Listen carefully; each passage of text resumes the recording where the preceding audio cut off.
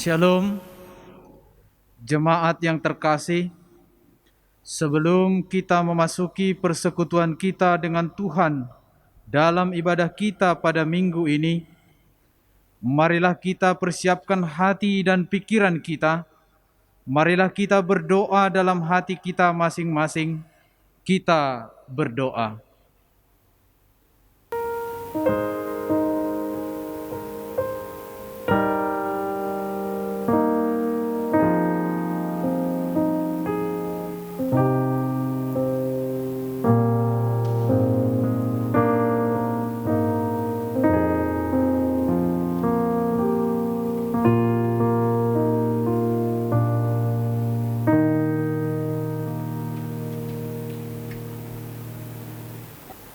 Amin.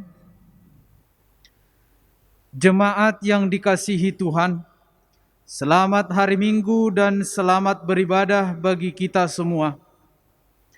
Masuklah, marilah kita sujud menyembah, berlutut di hadapan Tuhan yang menjadikan kita, sebab Dialah Allah kita, dan kitalah umat gembalanya dan kawanan domba tuntunan tangannya. Pada hari ini, sekiranya kamu mendengar suaranya, janganlah keraskan hatimu. Ya Tuhan, kami datang kepadamu dalam ibadah ini. Berbicaralah kepada kami untuk menguatkan kami dan mendidik kami hidup dalam kebenaran. Ibadah kita hari ini kita rayakan dengan topik perkataan Yesus yang penuh kuasa. Tuhan memanggil untuk melatih kita mendengar suaranya. Alkitab berkata, "Latihlah dirimu beribadah." Maka kiranya melalui ibadah ini, kita semakin akrab mendengar suara Kristus Sang Gembala kita. Marilah kita memuji Tuhan melalui nyanyian kita.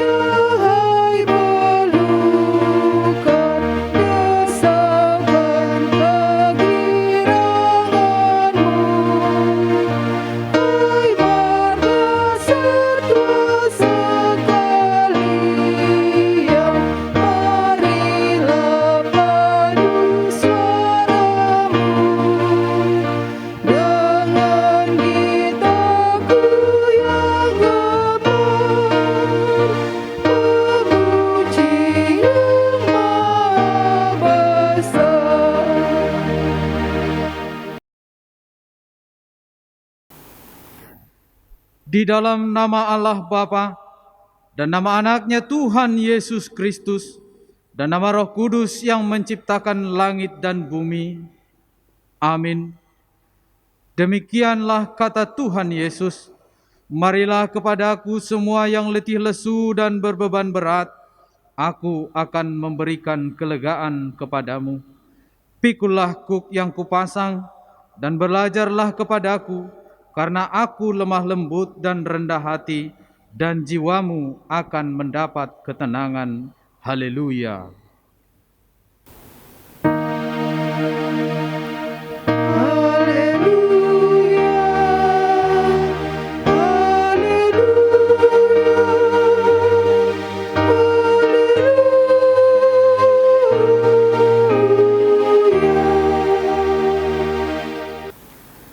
Marilah kita berdoa.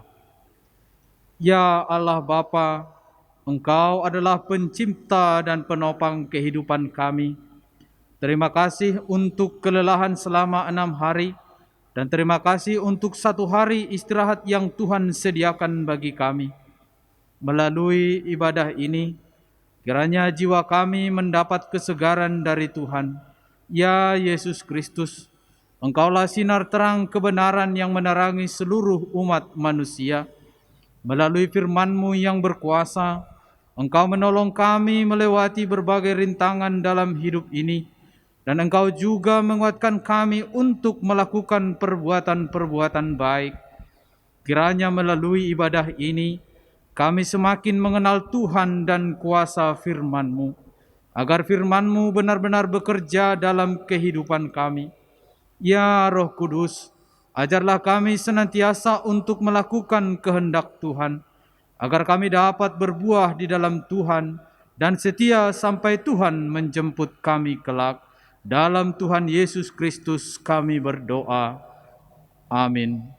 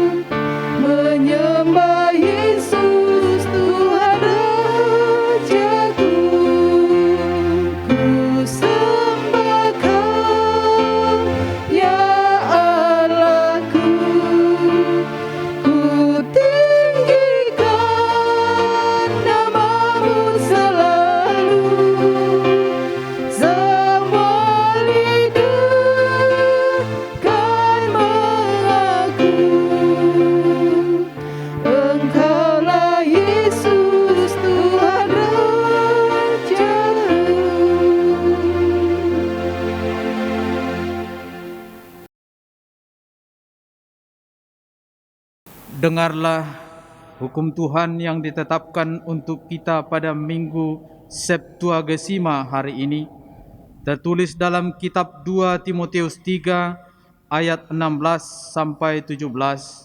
Demikian hukum Tuhan.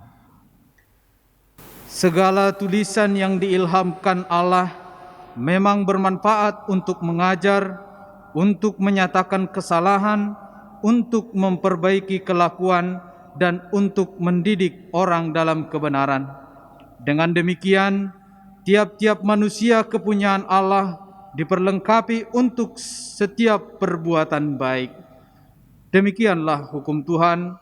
Marilah kita bersama-sama memohon kekuatan dari Tuhan untuk melakukan yang sesuai dengan hukum-Nya. Ya Ya Tuhan Tuhan Allah, Allah, kuatkanlah kuatkanlah kami kami untuk untuk melakukan melakukan yang yang sesuai sesuai dengan dengan hukum-Mu. hukum-Mu. Amin. Amin.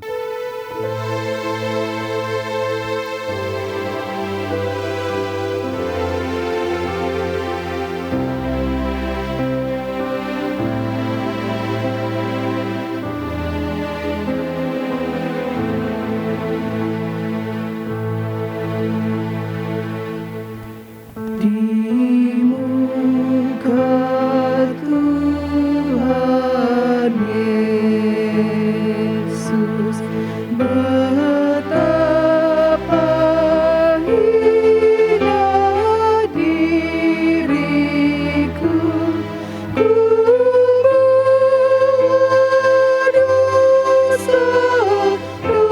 dosa-dosaku di muka Tuhan Yesus.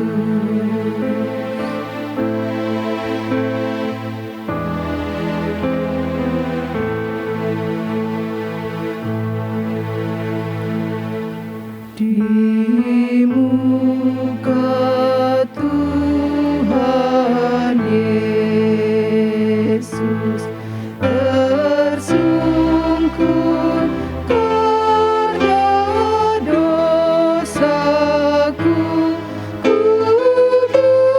bukan kerinduanku di muka Tuhan Yesus.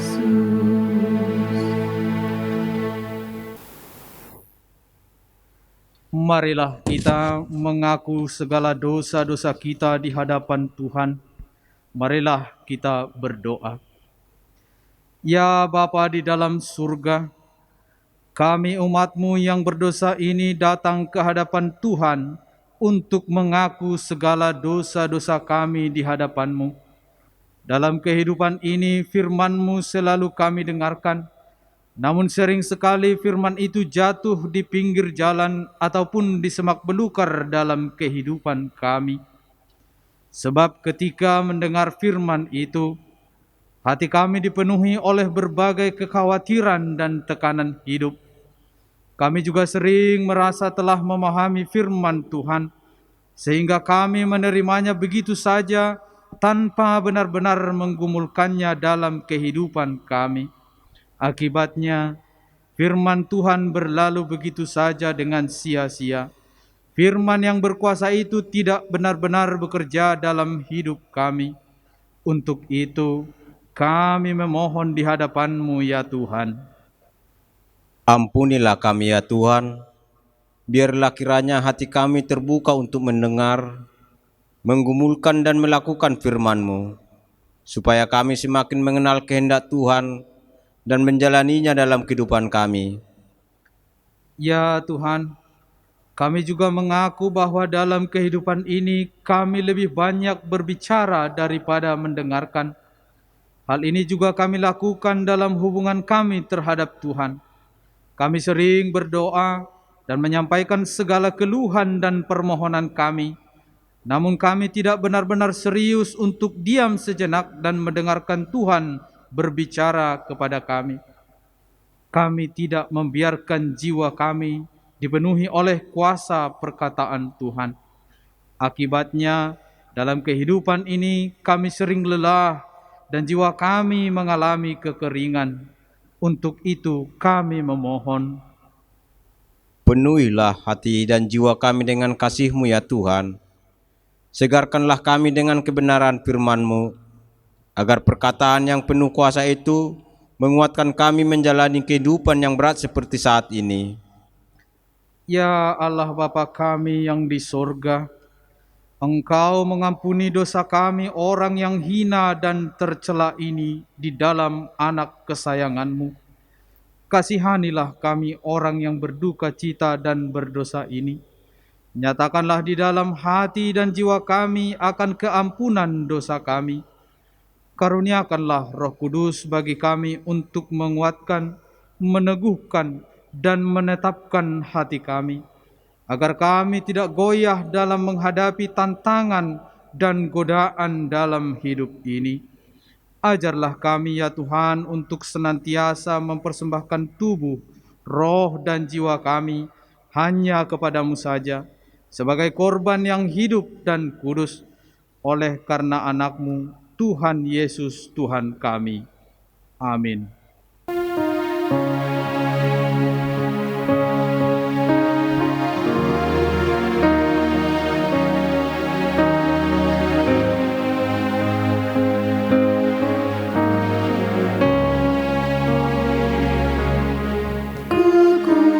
Kekuatan serta penghiburan diberikan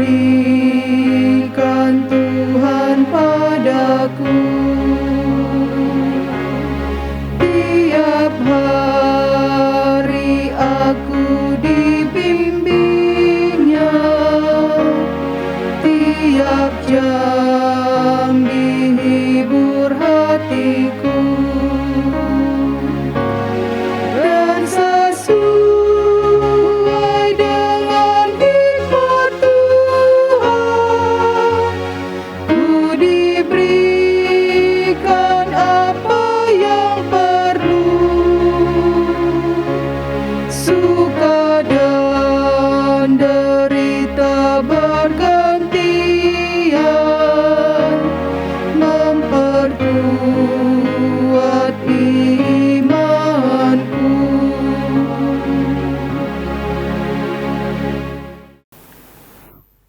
Dengarlah janji Tuhan tentang pengampunan dosa kita. Marilah kepadaku semua yang letih lesu dan berbeban berat, aku akan memberi kelegaan kepadamu. Pikulah kuk yang kupasang dan belajarlah kepadaku, karena aku lemah lembut dan rendah hati, dan jiwamu akan mendapat ketenangan. Sebab kuk yang kupasang itu enak, dan bebanku pun ringan. Kemuliaan bagi Allah di tempat yang maha tinggi. Amin.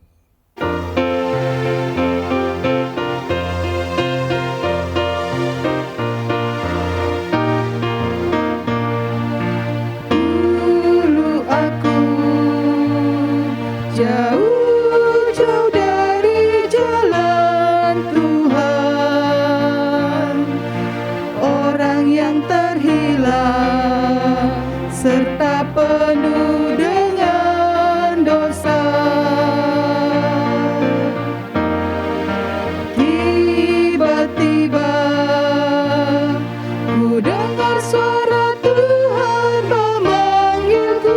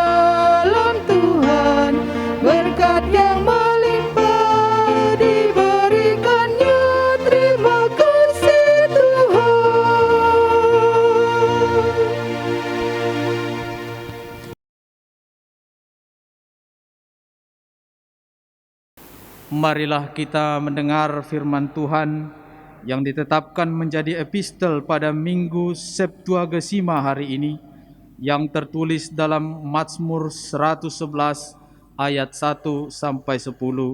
Demikian firman Tuhan. Haleluya, aku mau bersyukur kepada Tuhan dengan segenap hati dalam lingkungan orang-orang benar dalam jemaah. Besar perbuatan-perbuatan Tuhan, layak diselidiki oleh semua orang yang menyukainya. Agung dan bersemarak pekerjaannya, dan keadilannya tetap untuk selamanya. Perbuatan-perbuatannya yang ajaib dijadikannya peringatan. Tuhan itu pengasih dan penyayang. Diberikannya rejeki kepada orang-orang yang takut akan Dia. Ia ingat untuk selama-lamanya akan perjanjiannya. Kekuatan perbuatannya diberitakannya kepada umatnya dengan memberikan kepada mereka milik pusaka bangsa-bangsa. Perbuatan tangannya ialah kebenaran dan keadilan, segala titahnya teguh. Kokoh untuk seterusnya dan selamanya, dilakukan dalam kebenaran dan kejujuran. Dikirimnya kebebasan kepada umatnya, diperintahkannya supaya perjanjian-perjanjiannya itu untuk selama-lamanya, namanya kudus dan dahsyat. Permulaan hikmat adalah takut akan Tuhan. Semua orang yang melakukannya berakal budi yang baik. Puji-pujian kepadanya tetap untuk selamanya. Demikian firman Tuhan. Berbahagialah orang yang mendengar firman Tuhan serta memeliharanya dalam hatinya. Amin.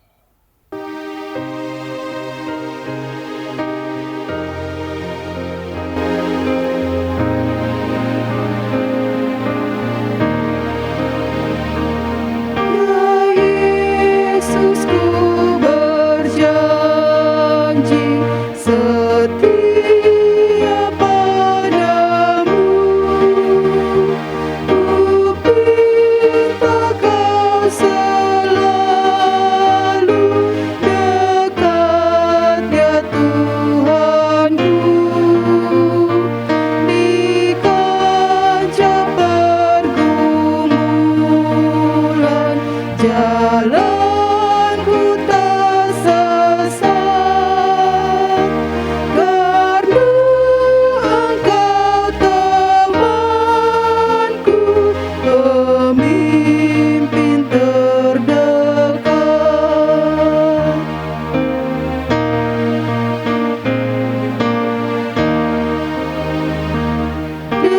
Dengkaplah aku Tuhan di ribut dunia, penuh kilauan hampa dan suara godanya. Di dalam dan di luar, si jahat mendesak. Perisai lawan dosa, ya Tuhan Kau tetap.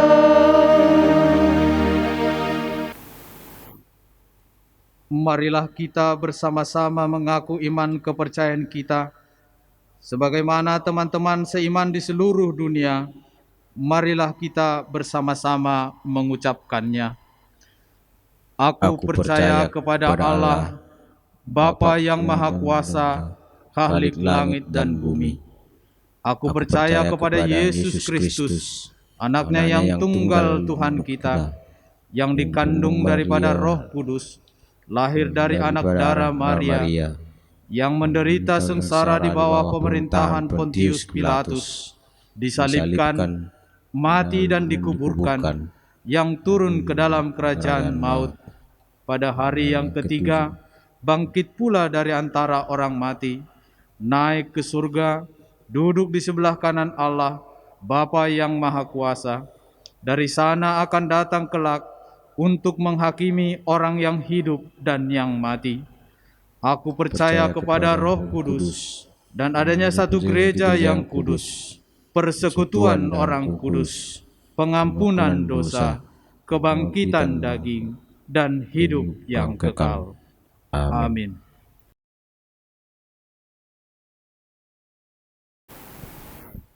Warta di AKBP Jatimurni, Minggu Septuagesima 31 Januari 2021.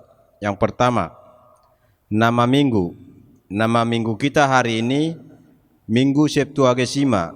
Septuagesima artinya 70 hari sebelum kebangkitan Tuhan Yesus Kristus. Topik minggu kita hari ini perkataan Yesus yang penuh kuasa. Yang kedua, lockdown HKBP Jatimurni masih berlangsung selama bulan Februari. Sehubungan dengan kondisi Jabodetabek pada umumnya dan daerah Jatimurni pada khususnya, di mana masih tingginya tingkat penularan COVID-19, maka melalui kesepakatan Parhalado HKBP Jatimurni diputuskan bahwa gereja kita masih akan lockdown selama bulan Februari.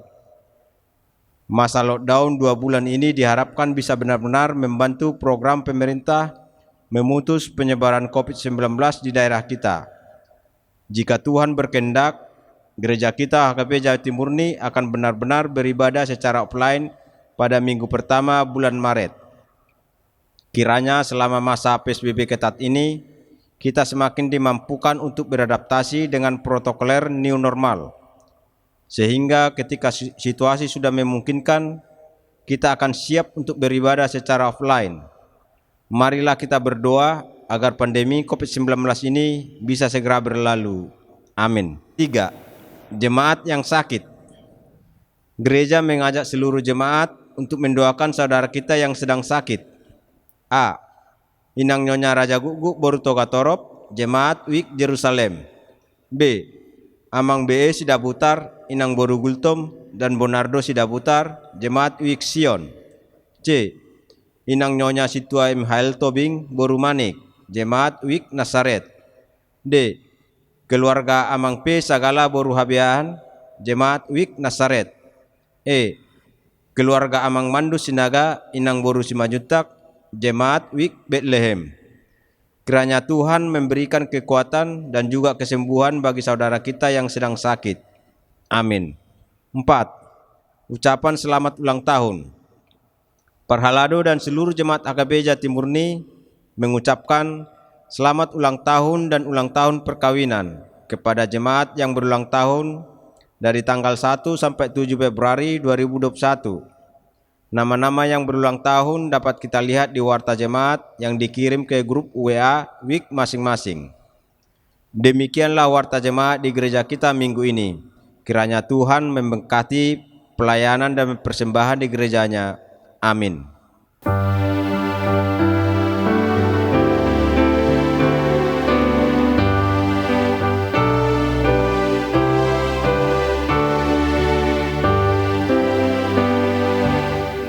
Yesus lihat umatku yang mendengar Kau berfirman dan arahkan padamu hati dan seluruh indera hingga kami yang di dunia Kau dekatkan pada surga.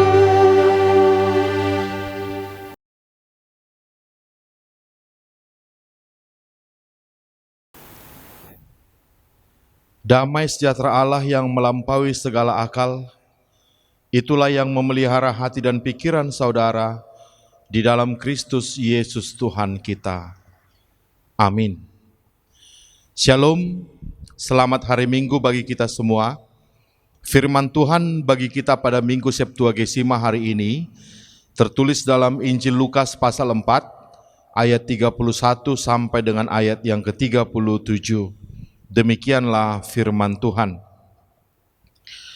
Kemudian Yesus pergi ke Kapernaum, sebuah kota di Galilea, lalu mengajar di situ pada hari-hari Sabat. Mereka takjub mendengar pengajarannya, sebab perkataannya penuh kuasa. Di dalam rumah ibadat itu ada seorang yang kerasukan setan dan ia berteriak dengan suara keras, "Hai engkau Yesus orang Nazaret, apa urusanmu dengan kami?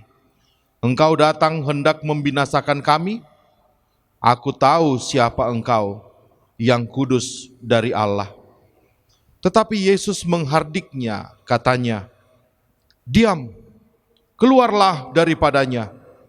Dan setan itu pun menghempaskan orang itu ke tengah-tengah orang banyak, lalu keluar daripadanya dan sama sekali tidak menyakitinya. Dan semua orang takjub, lalu berkata seorang kepada yang lain, katanya, "Alangkah hebatnya perkataan ini, sebab dengan penuh wibawa dan kuasa ia memberi perintah kepada roh-roh jahat, dan mereka pun keluar. Dan tersebarlah berita tentang dia kemana-mana di daerah itu." Demikianlah firman Tuhan. Jemaat yang dikasihi Tuhan, salah satu yang membuat saya pribadi sangat menyukai Injil adalah karena di dalamnya dimunculkan hal-hal yang bertolak belakang dari kebiasaan pada umumnya, ya. Contoh misalnya ketika di Matius 7 ayat 21 tiba-tiba diserukan, bukan setiap orang yang berseru Tuhan, Tuhan akan masuk ke dalam kerajaan Allah, melainkan orang yang melakukan kehendak Bapa lah yang akan masuk ke dalam kerajaan Allah gitu. Wah, ini kan sebenarnya sebuah proklamasi yang sangat membuat orang kaget gitu, terkejut. Atau di Injil juga diceritakan bahwa Tuhan Yesus itu justru berteman dengan orang-orang yang dalam tanda kutip dipandang tidak baik di tengah-tengah masyarakat. Orang kan taunya rabi atau guru itu ya berada di antara orang-orang yang baik. Tapi Injil apa adanya menceritakan bahwa Yesus itu juga berteman dengan orang-orang yang dipandang buruk di tengah-tengah masyarakat. Maka salah satu juga yang membuat saya sangat menyukai Injil karena memberitakan apa adanya adalah perikop kita ini yang telah kita baca tadi. Tidak ditutup-tutupi, karena memang itulah faktanya gitu. Tidak dibuat-buat, supaya kita juga diajak untuk merenungkan, introspeksi.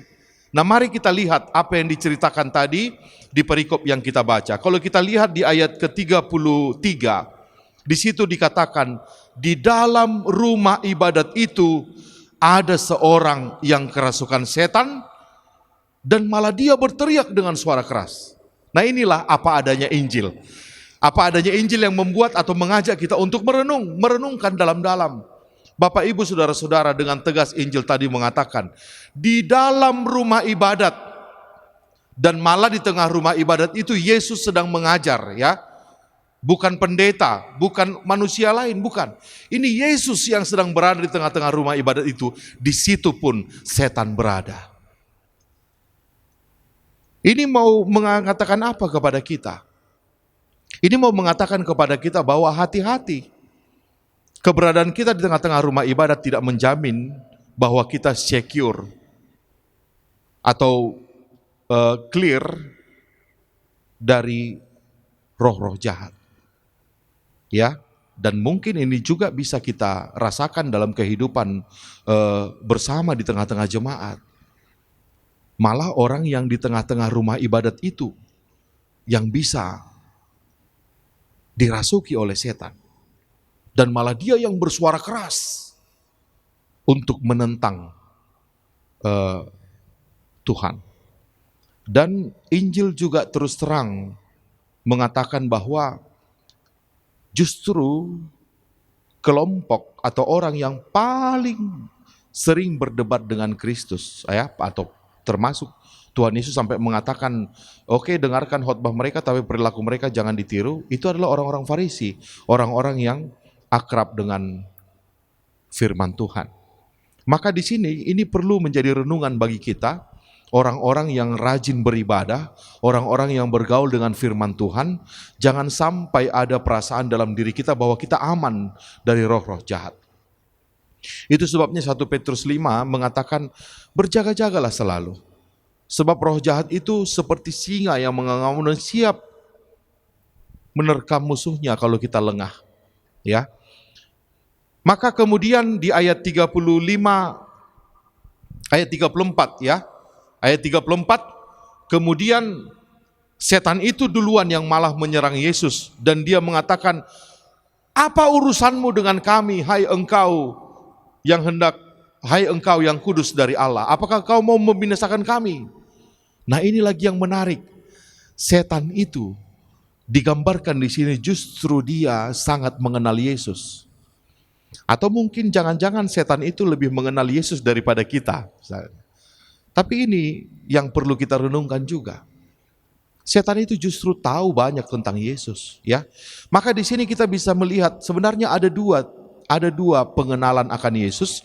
Satu pengenalan tanpa relasi, dan satu lagi pengenalan dengan relasi. Ada orang yang mengenal Yesus tapi dia tidak berelasi dengan Yesus. Bahkan orang ini bisa tahu banyak tentang Yesus, ya.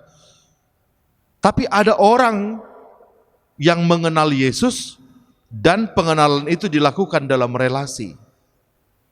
Sebenarnya kuncinya di dalam relasi ini gitu. Dalam hubungan terus-menerus, bukan soal pengetahuannya. Apalah arti pengetahuan, tapi kalau dia tidak memiliki relasi, dan itulah setan. Setan itu masuk kategori yang pertama, dia pengenalan akan Yesus luar biasa. Dia banyak tahu tentang Yesus, tapi tidak ada relasi antara dia dengan Yesus.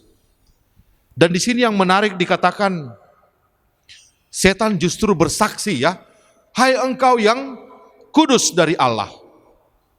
Bapak ibu saudara-saudara, setan bukan saksi yang mau dipakai oleh Tuhan. Ya, kitalah sebenarnya saksi yang mau dipakai oleh Tuhan. Tapi yang aneh adalah justru kita lebih banyak diam. Oleh karena kita lebih banyak diam, maka setan justru berbicara. Setan yang sebenarnya tidak pernah disuruh Tuhan untuk bersaksi tentang dirinya atau untuk bersaksi tentang Yesus, tapi dia malah bersaksi, kau Yesus yang kudus dari Allah. Malah dia yang banyak bicara. Jadi sebenarnya kita perlu introspeksi.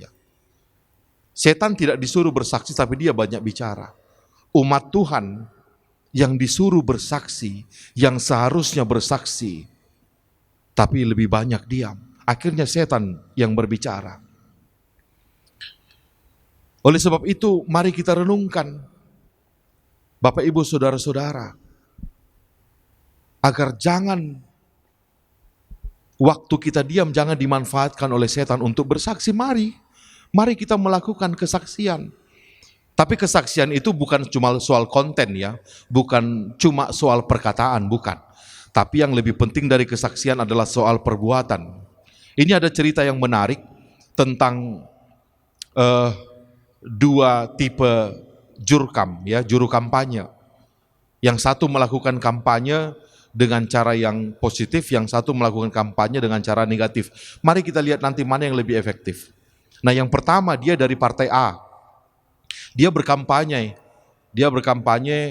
ke pedagang misalnya.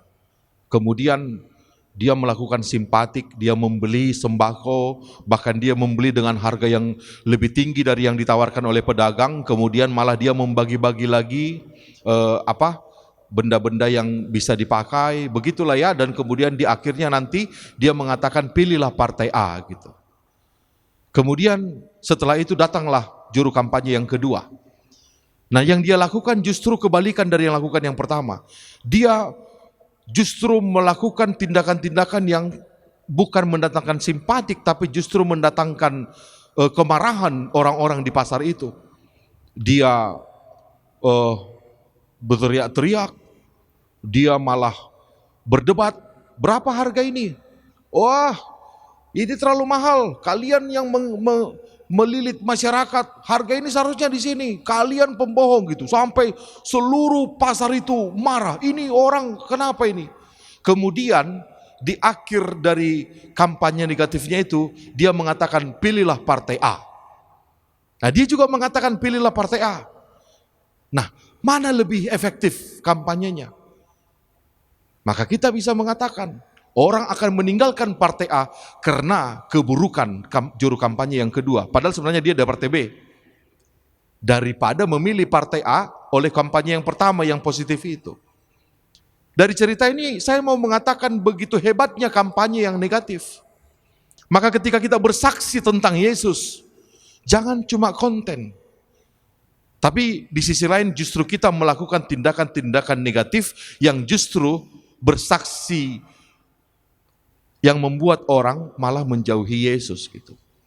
Marilah kita bersaksi agar diamnya kita tidak dimanfaatkan oleh setan untuk bersaksi. Tapi ketika kita bersaksi, jangan hanya bersaksi dengan kata-kata, tapi mari juga kita bersaksi dengan perbuatan. Justru ini yang paling efektif untuk membuat orang bisa datang kepada Yesus. Dan kemudian kalau kita lihat di ayat 35, apa yang Yesus lakukan ketika setan bersaksi tentang dirinya? Yesus kemudian menghardiknya, diam, keluarlah daripadanya. Ya, apa yang kita lakukan ketika suasana sedang mencekam? Apakah kita semakin takut? Ya, ini bukan soal kalau kita berbicara di luar dari firman ini, ada orang yang memiliki the sixth sense, justru dia mengatakan kalau kau merasa takut, sebenarnya itulah situasi yang akan membuatmu semakin mencekam. Justru roh itu dia yang takut sama manusia. Kalau kita merasa takut, berteriaklah, hardiklah gitu ya. Dan ini yang kita lihat pada Yesus. Dia sama sekali tidak mau didikte oleh setan itu. Jangan takut. Ketika kita bersama dengan Tuhan juga jangan takut. Kita yang menguasai keadaan. Kita yang harus ditakuti. Jangan sampai terbalik. Kuasai keadaan. Kita yang menghardik. Nah, Yesus menghardik orang itu. Dan kemudian dikatakan di akhir ayat 35, sampai akhirnya setan itu keluar dari orang itu tanpa menyakitinya. Oke, satu sisi pesannya sudah kita tangkap. Bahwa Tuhan menghardik orang itu dan setan itu keluar. Tapi ini juga berbicara dalam kehidupan kita sehari-hari. Bagaimana kita ditegur, ya, kita ditegur untuk menyelamatkan kita, tapi teguran itu tidak menyakiti kita. Ini prinsip yang harus dimengerti oleh orang Kristen. Dan ini yang ingin saya ajak kita merenungkannya. Kita ditegur, ya, bahkan mungkin kita dihardik oleh siapapun itu, oleh orang tua, oleh rohaniawan, oleh guru, oleh siapapun itu. Hardikan itu sebenarnya untuk menyelamatkan kita, dan itu kita terima tanpa membuat kita sakit. Menegur dengan keras tanpa membuat ini menjadi soal personal. Ya, ini pelajaran penting untuk orang yang ditegur dan untuk orang yang menegur. Ini sebuah seni. Kalau kita tidak mengerti seni ini, kita tidak mengerti soal kekristenan. Mari kita lihat ini tidak sekedar soal Tuhan mengeluarkan setan ya. Tapi ini juga tentang bagaimana firman itu dipakai untuk menyelamatkan kita, mengeluarkan setan dari dalam diri kita. Itu sebabnya kalau kita baca di 2 Timotius 3 ayat 16, itu firman Tuhan itu berguna untuk menyatakan kesalahan, memperbaiki kelakuan.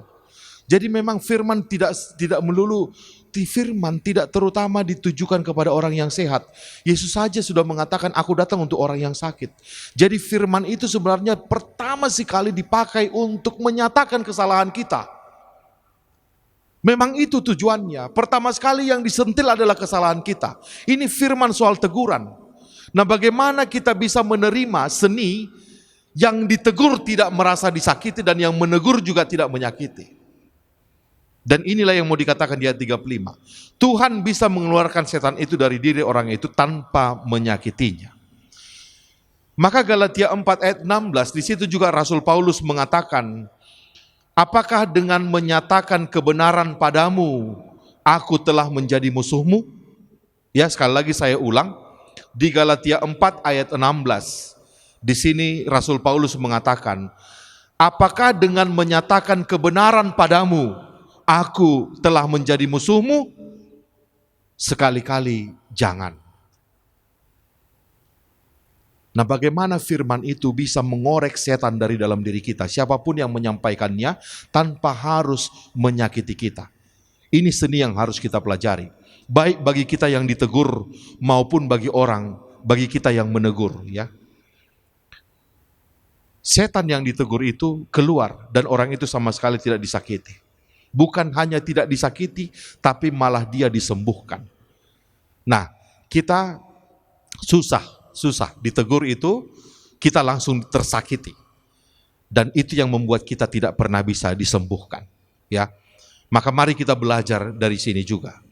Dan kemudian setelah setan itu keluar, di ayat 36, diceritakanlah tentang bagaimana takjubnya orang-orang di sekitar itu.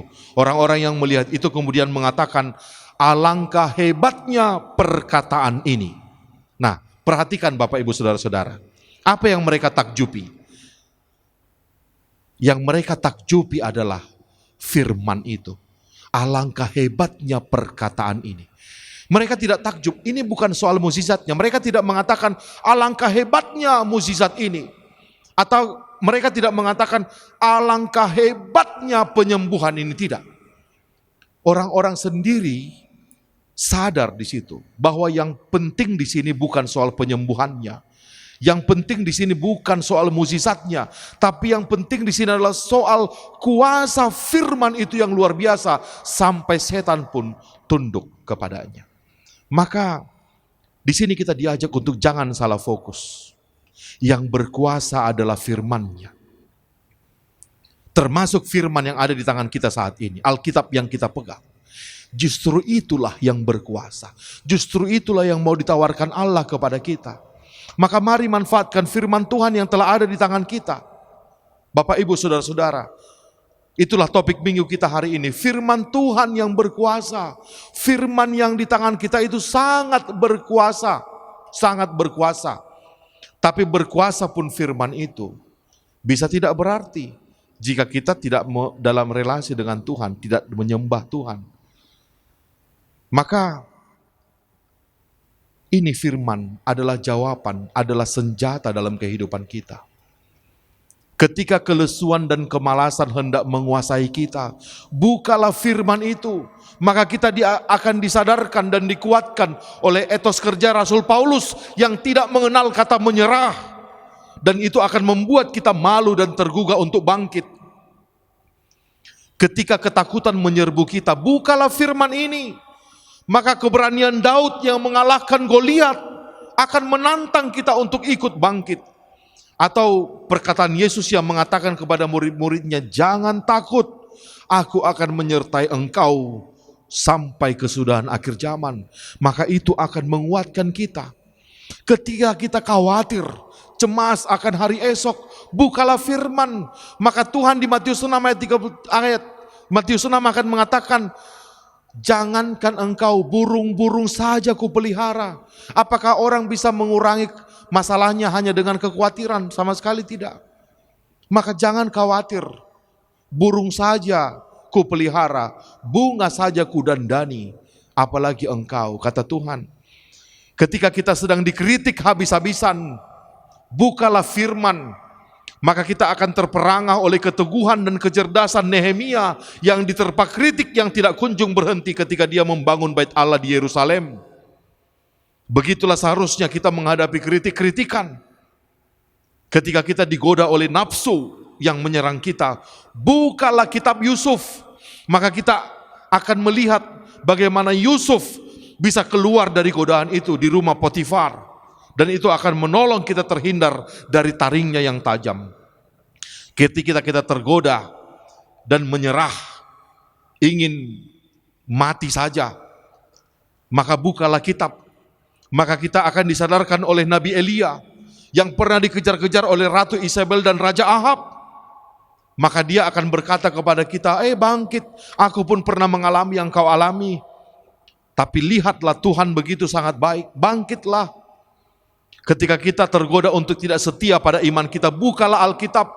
Maka kita akan membaca Daniel, Sadrak, Mesak, dan Abednego yang sudah dibuang ke gua singa, bahkan dilemparkan ke api, tapi mereka tetap mengatakan, kami tetap setia menyembah kepada Tuhan kami, Allah Israel. Dan mereka diselamatkan. Begitulah Alkitab itu, firman Tuhan itu berkuasa. Itulah sebenarnya yang mau diberitakan oleh firman Tuhan. Bukan soal penyembuhan, bukan soal cerita mukjizatnya.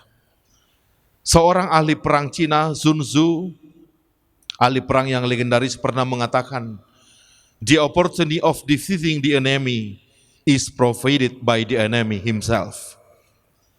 Kesempatan untuk mengalahkan lawan itu justru disediakan oleh lawan itu sendiri. Artinya apa? Kekalahan itu peluangnya disediakan oleh diri kita sendiri. Kalau kita lengah, justru kelengahan itulah membuka kesempatan bagi musuh kita untuk menang. Maka kelengahan kita yang paling utama adalah ketika kita tidak membaca firman. Itulah kita membuka kesempatan bagi iblis untuk mengalahkan kita. Oleh sebab itu, bukalah firman. Bergaulah dengan firman yang berkuasa. Berkuasa untuk mengalahkan segalanya, bahkan mengalahkan roh-roh jahat. Tapi tidak cukup hanya firman yang berkuasa. Ketika firman sudah berkuasa, juga dibutuhkan pendengar-pendengar yang baik.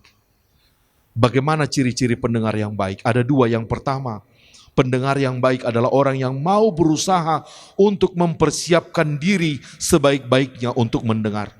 Bapak, Ibu, Saudara-saudara, jangan merasa berkhotbah lebih susah. Berkhotbah lebih mudah daripada mendengar khotbah. Lebih banyak tantangan ketika kita mendengar khotbah. Oleh sebab itu, persiapkan dirimu sebaik-baiknya untuk mendengar. Jangan a priori terlebih dahulu. Jangan mengatakan, kalau dia yang berkhotbah, sudahlah gitu. Maka firman tidak akan pernah bisa menyelamatkan, menyembuhkan kita. Ingat orang Yahudi, kesalahan orang Yahudi yang mereka mengatakan, itu Yesus, anak Yusuf tukang kayu dari Nazaret. Sudahlah. Akhirnya mereka selesai. Jadilah pendengar yang baik. Dan yang kedua, ciri pendengar yang baik adalah orang yang tidak hanya mendengar, tapi juga menjadi pelaku firman. Itu sebabnya Matius 7 ayat 21 mengatakan, bukan semua orang yang berseru Tuhan, Tuhan akan masuk kerajaan sorga. Dan juga Matius 5 menceritakan bahwa ketika kita membangun rumah, orang yang membangun rumah di atas pasir, yang fondasinya akan membuat rumah itu gampang roboh. Itulah gambaran dari orang yang mendengar firman tapi tidak melakukannya. Orang yang mendengar firman dan melakukannya adalah orang yang membangun rumah di atas batu. Maka mari, Bapak, Ibu, Saudara-saudara, firman hari ini mengingatkan kita, di bait Allah pun ada setan. Bahkan setan mengenal Allah. Maka hati-hati ketika kita sudah berada dalam bait Allah, satu-satunya yang berkuasa untuk menyelamatkan adalah firman. Bergaulah dengan firman. Dan jadilah pendengar yang baik. Firman itu adalah senjata kita yang paling ampuh untuk menjalani peperangan hidup ini. Amin. Terima kasih Tuhan atas firman-Mu yang mengajarkan kami bahwa satu-satunya pegangan kami untuk menjalani peperangan hidup ini adalah firman Tuhan yang berkuasa. Firman itu sangat berkuasa. Firman itu telah ada di tangan kami. Tinggal apakah kami pendengar yang baik atau tidak? Apakah kami mengenal Kristus dengan relasi atau tidak? Karena setan pun mengenal Tuhan. Setan pun mengerti firman. Tapi dia tidak menyembah Tuhan dan dia tidak membangun relasi dengan Tuhan. Maka biarlah kami juga selain mendengar firman, kami membangun relasi yang benar dengan Tuhan. Kami menyembah Tuhan dan kami biarkan firman itu menguasai hati dan pikiran kami. Walaupun kami dihardiknya dengan sangat keras, tapi biarlah itu tidak menyakiti kami. Seperti halnya hardikan Kristus tidak menyakiti orang itu. Siapapun yang menyampaikan firman itu kepada kami, ketika kesalahan kami dinyatakan, biarlah itu tidak menyakiti kami, tapi biarlah itu malah menyembuhkan kami. Sembuhkan kami Tuhan dari iblis-iblis yang menguasai kami dengan firman-Mu. Siapapun Tuhan yang menyampaikan itu kepada kami, biarlah firman itu menyelamatkan kami. Terima kasih Tuhan, dalam nama anak-Mu Yesus Kristus kami berdoa. Amin.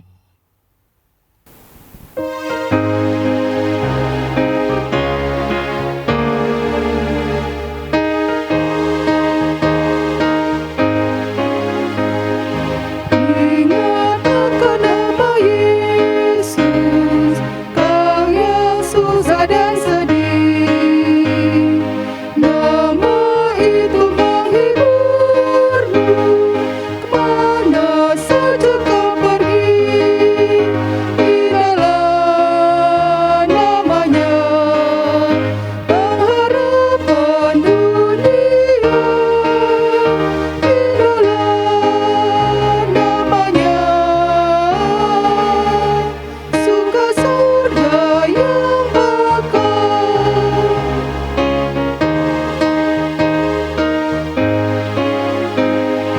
Nama Tuhan Yesus, itulah perisaimu. Bila datang pencobaan,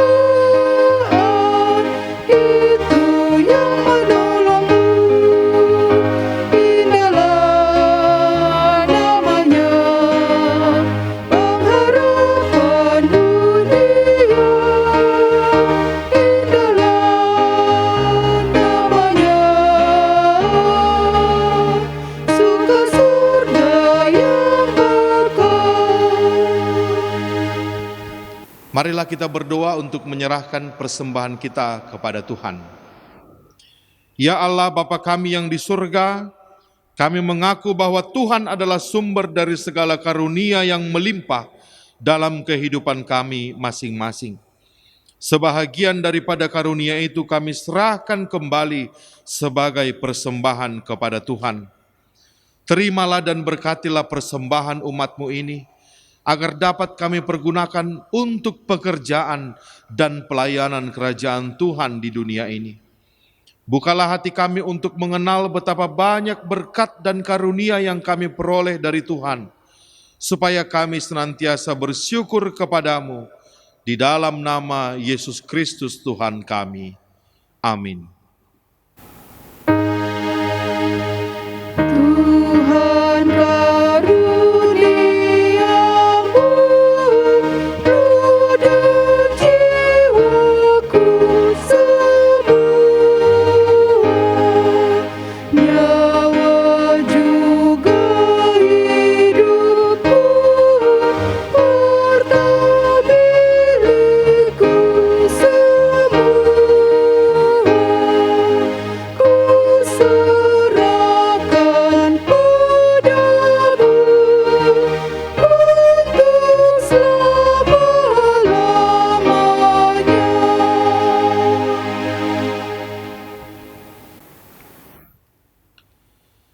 Bapa kami yang di surga, dikuduskanlah namamu, datanglah kerajaanmu, jadilah kehendak-Mu di bumi seperti di surga. Berikanlah kami pada hari ini makanan kami yang secukupnya, dan ampunilah kami akan kesalahan kami, seperti kami juga telah mengampuni orang yang bersalah kepada kami. Dan janganlah membawa kami ke dalam pencobaan, tetapi lepaskanlah kami daripada yang jahat. Karena Engkau punya kerajaan dan kekuasaan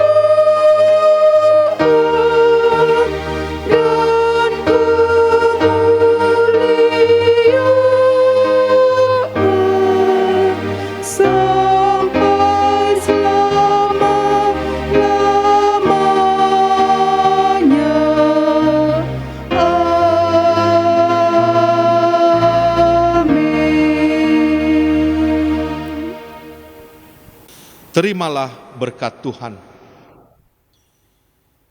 Tuhan memberkati engkau dan melindungi engkau. Tuhan menyinari engkau dengan wajah-Nya dan memberi engkau kasih karunia. Tuhan menghadapkan wajah-Nya kepadamu dan memberi engkau damai sejahtera.